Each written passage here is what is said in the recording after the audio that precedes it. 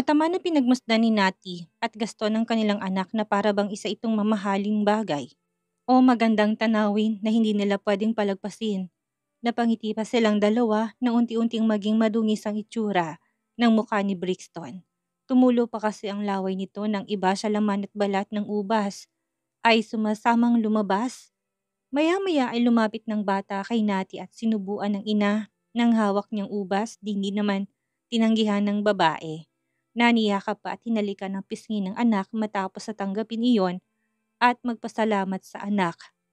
Kitang-kitang inggit sa mga mata ni Gaston na hindi naman nakaligtas sa matalas na gilid na paningin ni Nati. Dahil sa marami naman tong pasalubong sa kanila, naisip ni Nati na deserve din ng gobernador na malambing ng anak niyang si Brixton. Brixton, bigyan mo rin ng daddy please. Malambing na utos ni Nati sa anak. Natigil sa marahang panguya sa kinakain niyang ubas si Brixton na halatang naintindihan ang sinabi ng ina. Nilingon na ng batang banda ni Gaston na nakatitig pa rin noon sa anak. Mababasa sa mga mata niya ang excitement sa sinasabing yun ni Nati. Aminin niya man o hindi, gusto niya ang ideyang yun. Gusto niya rin na maranasan na masubuan ng bata sa unang pagkakataon. Excited na inihanda na niya ang sarili. Hindi na mawala sa kanyang imahinasyon kung ano kaya ang pakiramdam kapag ginawa ng anak yun sa kanya. Come on, Brixton, do it! Utos ulit ni Nati na umaasang susundin nga siya ng anak at hindi ipapahiya sa gobernador. Feed your daddy some grapes. Please, baby. Pa-beautiful pa ng mga mata ni Nati sa anak. Dumampot na ng 2 piraso ng ubas ng munting mga kamay ni Brixton at mabagal na lumapit kay Gaston, na nakatitig pa rin ng mga mata sa mukha ng ama. Napaawang ng bibig ng gobernador. Wala pa man sa kanyang harapan ang anak na mabagal ang hakbang, hindi niya na maiwasang mamula doon ang mga mata. Sobrang natatouch na siya sa pagiging thoughtful nito at masunurin. Palapit na ng palapit sa pwesto niyang anak na halos hindi kumukurap ang mga matang nakatitig pa rin sa kanya. Lumabi na doon si Gaston. Kung hindi niya yun gagawin, baka dumanak na ang luha niya. Nakikinita na niya sa gilid ng mga mata na nakatitig sa banda niya si Nati. Pinapanood ang paglapit ng kanyang anak sa kanya. Napalunok na ng laway si Gaston nang tumigil si Brixton sa harapan niya na parang nananansya na. Nilingon nito si Nati na mahinang nang natawa dahil sa priceless na reaksyon ng gobernador ng mga sandaling yon. Napaiwas na si Nati ng mga mata sa mag-ama niya dahil dama na niyang pamamasya ng sulok nito. Saglit lang naman yon, muli niyang binalik ang paningin sa mag-ama upang panoorin na ang dalawa. Say, Daddy, Brixton will feed you some grapes. Baby talk pa ni Nati nang nilingon na siya ni Brixton.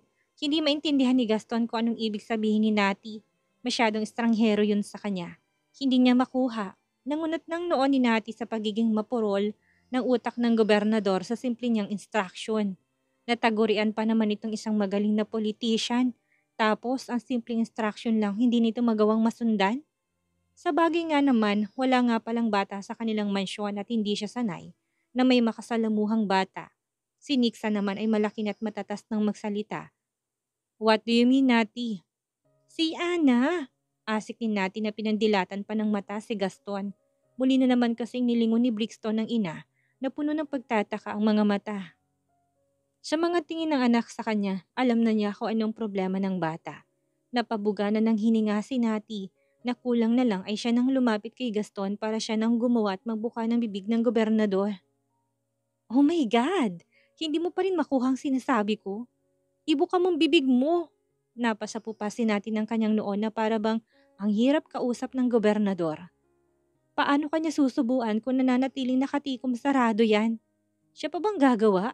Puno ng konsamisyong may kataray ng tanong ni Nati kay Gaston na saka palang nakuha ang nais nitong ipahiwatig sa kanya. Hindi ba kapag magpapakain ka ng bata, sasabihin mong, say, goodness naman? Okay, sorry na.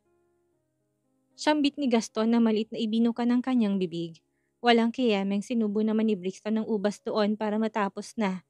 Binigyan pa niya ng maliit na ngiti ang ama habang patuloy na tumutulong kanyang laway sa suot niyang damit sa may banda ng dibdib. Pumalakpak pa si Brixton nang nguyain na yon ni Gaston at ipakitang ang pasasalamat niya dito. Thank you very much, Brixton, sambit ni Gaston na nilingon na si Nati na iba ng tingin sa kanya. Nasa tagpo silang iyon nang pumasok sa pintuan sina Nick at Kriza. Akay si Nixa na masigla ng muli. Brixton! Sigaw ni Nixa na halatang namiss ito. Patakbo na itong lumapit upang bigyan to ng mahigpit na yakap. Hi po, Lolo! Kaway nito kay Gaston. Sinalubong naman siya ni Brixton na kaagad inoffer ang ubas na nasa kanyang kamay. Hindi naman yung tinanggihan ni Nixa. Hinaplos pang ulo ni Brixton bilang pasasalamat niya. Samantala, tumayo na si Gaston at Nati upang harapin na rin si Nick at Kriza na may ibang kahulugan ng mga tinging ipinupukol sa kanilang dalawa. Hindi man nila isa tinig, alam ng dalawa na may nais sabihin sila. Kanina ka pa dito, Tito? Halos kadarating ko lang din, Kriza. Matapos na mag-usap sa sala, ay lumabas na rin ang mag-asawang Bentacourt. Naging normal ang dinner nila. Hindi nawala ang inuman. At dahil hindi naman gaanong sanay makipagsabayan ng inom si Gaston, mabilis tong nalasing kahit pa nakailang beses ng saway si Nati sa kapatid na panay ang sali ng alak sa baso ni Gaston. Pulang-pula ng mukha ng gobernador, na mapungay ng mga mata at tumatawa na. Dito mo na yan sa mansyon patulugin, Nati. Mungkahi ni Nick, halatang hindi man lang tinamaan ng alak. Oo nga naman, Nati, suporta ng kanyang ina. Ipahanda mo na karating na silid ng iyong kwarto. Si Krisa nang bahalang kumausap sa mga bodyguard niya. Binigyan na lang din natin sila ng extra room. Dito na sila magpalipas ng gabi. Sinamaan ang tingin ni Nati si Nick nang kindatan siya nito na para bang may ibang ipinapahiwatig. Kuya Nick naman kasi, kung makapagbigay ng tagay akala mo palagi nagmamadaling umuwi. Boses ni Nati na nagpapailang na sa itsura ni Gaston na mukhang matutulog na sa oras na mahiga na ito ng kama. Tama na ang sisi, samahan mo na siya sa silid, Nati. Nick, pahiramin mo nga ng damit. Napaawang ng bibig ni Nati. Ano gustong mangyari ng pamilya niya? Bihisan niyang gobernador? No way, hindi na niya kailangan magpalit, Daddy. Patutulugin mo siya na nakasuot ng suit? Si Mrs. Bentacourt na para bang kasalanan niyang bagay na yon. Mom, Dad, he can sleep with that. Hindi niya kailangan magbihis. Hindi ko siya pwedeng. Huwag kang ang padamyur, Natalia. Liberated ka. Sanay na sanay kang maghubad. Si Nick. Ngayon ka pa ba mahihiya kung kailan may anak na kayong dalawa? Tumawa pa ito ng mahina. Bigyan mo naman siya ng kaginhawaan habang natutulog. Pinalisikan ng mga mata ni Nati ang kapatid na halatang hindi na nagustuhan ang mga sinabi nito. Hindi lasing ang kuya Nick niya kaya paniguradong malinaw ang isipan nito habang nagmumungkahi nun. Labag man sa loob yun ni Nati, ay tumayo pa rin siya nang matapos na ang topic nilang yon. Kahit na makipagtalo siya, sa huli mapipilitan pa rin naman siya na gawin ang bagay na yon. Dahil ipipilit nila. Dalawa sa mga bodyguard ng gobernador ang pumasok ng mansyon upang akayin si Gaston, na halatang mas nalasing pa at animoy natutulog na sa kanyang inuupuan. Naisip ni Nati na ito kayang utusan niya na bihisan si Gaston. Kaso nga lang, baka kapag nalaman niyo ng gobernador ay mawalan ng trabaho ang dalawa. Naging kasangkapan pa siya upang matanggalan sila ng kabuhayan. Pero kung siya naman ang gagawa noon, ay paniguradong walang magiging problema. Baka nga ipagdiwang pa yun ng kumag. Oo na, heto na, gagawin ko na. Masaya na bang lahat? Asar niya pang turan sa kanyang pamilya. Nagpatiuna na si Nati paakyat ng hagdan matapos na samaan ang tingin ng kapatid na para bang hindi pa siya tapos na makipag-usap at babalikan niya pa ito mamaya. Hindi niya hinintay pa kung ano man ang magiging reaksyon nila sa kanyang tinuran. Sinundan ng tingin ng mag-asawang Bentacourt ni Tris at Nick ang pag-akyat ni Nati at Gaston sa hagdan patungong ikalawang palapag. Ni hindi na nilingon ng kanyang pamilya na batid niyang matamang pinagmamasdan ang bawat hakbang nila paakyat. Ikaw talaga, ang hilig mong asarin si Nati. Pabirong palo ni Krisa sa braso ng kanyang asawa na tumawa lang dahil alam ni Nick na nagtagumpay siya. Tantanan mo nga siya, para kang isip bata eh. Bakit? Totoo naman, halata namang may pagtingin pa sila sa bawat isa. Nick, masyado ka nakikialam sa buhay ng kapatid mo. Pabayaan mo siya kung anong kanyang gusto. Kilala mo si Nati, kung anong gusto niya, ipipilit niya. Hindi mo siya kailangang pangunahan sa kailangang gawin niya. Hindi namin kayo pinalaking ganyan. Nakakabatang kapatid mo pa rin siya. Pero daddy, tinutulungan ko lang naman na hindi niya kailangan ng tulong mo, iho. Matanda ng kapatid mo. Naintindihan mo ba? Si Mrs. Bentacourt yun na ganun na lang ang iling sa panganay niyang anak. Ipinakita niyang hindi siya sang-ayon sa kung anong ginawa sa bunso niyang kapatid. Kung ano man ang maging desisyon niya, susuportahan na lang natin. Hindi natin siya kailangang i-pressure, okay? Siya nang bahalang magdesisyon sa buhay. Hindi na doon nagsalita pa si Nick dahil kung makikipagtalo siya sa mga magulang, baka abutin pa sila ng siyam-siyam. Itinaas na lang niya ang kanyang isang kamay upang sabihin na oo na. Suko na siya at hindi na siya makikialam pa sa kapatid. Unless itong humingi ng tulong sa kanya. Hahayaan na niya lang to. Ang mabuti pa ay iwan niyo na dito ngayong gabi si Nixa para naman magkaroon kayo ng private moments na mag-asawa. Masyado yatang bored itong panganay naming anak, Riza. Pag-iba na ng ginang ng kanilang usapan. Nagpa-excite naman yung bigla kay Nick na tinignan ng makahulugan ng asawa niya. Pwede naman mom, sa tingin mo Kriza, baling niya sa asawa na nakalimutan ng hinaing sa kapatid. Binasa pa nitong kanyang bibig na ikinahagalpak na doon ni Mr. Bentacourt. Mana to sa kanya. Nahihiyang ngumiti si Kriza sa kanyang mga biyanan na hinihintay ng sagot niya sa katanungan.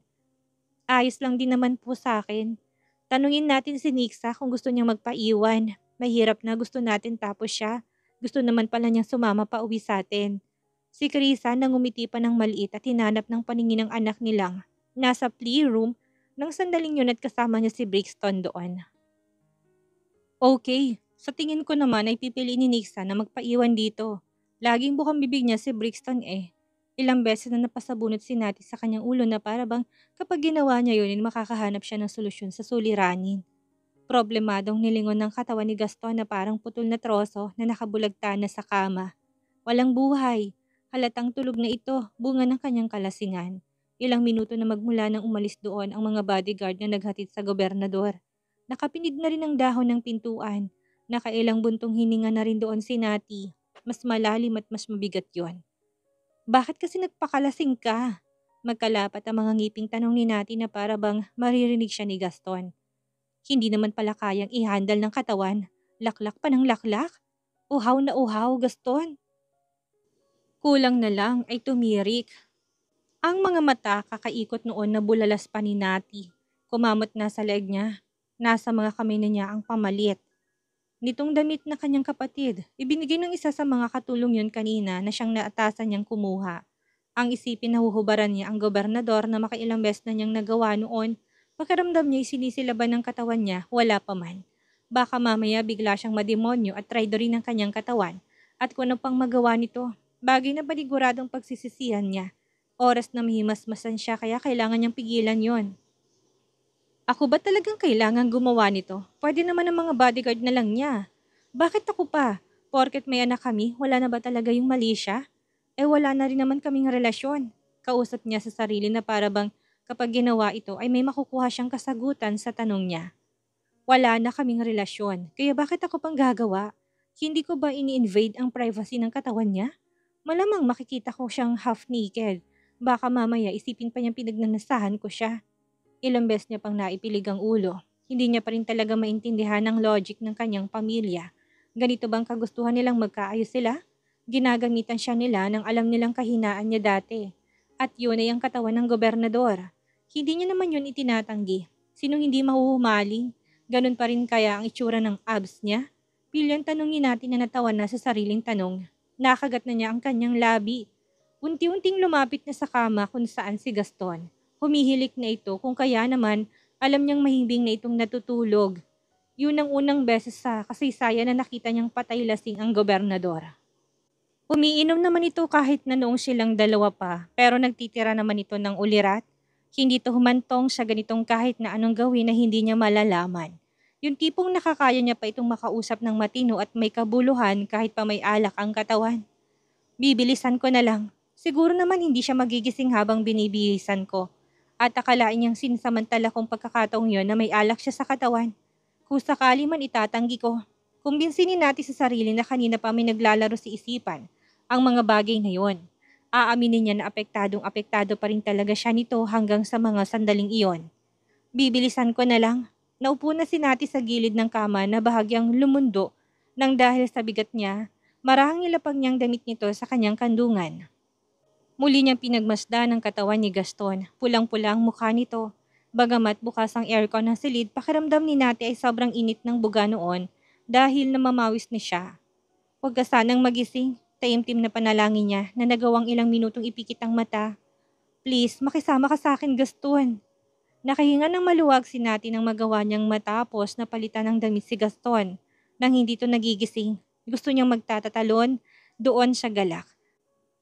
Para siyang nabunutan ng tinik sa dibdib kahit na panay ang tagaktak ng kanyang pawis sa buong katawan, lalo na sa muka. Daig niya pa ang nagsauna kung hindi naman ay tumakbo ng ilang milya para lang magpapawis at magbawas ng taba. Gamit ang nangangatog na mga tuhod ay tumayo na siya nang maayos na niya ang kumot sa katawan ng gobernador. Nakasalukuyan pa rin na nanghihimbing bunga ng matinding pagod. Nakatulong ang alak na ininom ni Gaston upang ibigay nito ang tulog at pahingang inaasam ng katawan. Thank you Lord. Usal niya habang hawak pa ang pants at polo shirt nitong papalabhan niya mamaya. Pinakinggan mo ang panalangin ko. Akala ko mabubuliliyaso pa ako sa aking malinis na intensyon. Sa halip na tumalikod na upang lumabas ng silid at balikan ng kanyang pamilya na naghihintay ay nanatili pa doon si Nati sa loob ng silid. Mali siyang napangiti nang makitang mahimbing pa rin ang tulog ni Gaston. Bahagyang nakaawang ang bibig nitong mamula-mula. Wala sa sariling binasa ni Nati ng laway ang kanyang sariling labi habang nakapagkit pa rin sa bibig ng gobernador. Ang mga matang nagnanasa. Parang nahihipnotismong lumapit siya sa bandang iyon ng katawan nito. Muli siyang naupo sa gilid ng kama. Wala sa sariling sinalikop ng dalawang palad. Ang magkabilang pisngi ni Gaston. Napanguso na doon si Nati. Ang gwapo pa rin ng gobernador sa kanyang paningin. Hindi nabawasan ng konti. I miss you. Mahinang usal niya habang nakatingin pa rin sa mga mata sa kanyang labing namumula. Puno ng paggigigil ang isipan niya. Malalaman mo kaya kung nanakawan kita ng yakap at halik kahit ilang segundo lang? Siguro hindi naman. Hindi ka nga nagising habang binibihisan kita. Nasagi ko pa nga pagkalalaki mo na kagaya mong lantang gulay kanina. Wala man ang pakiramdam. Knockout.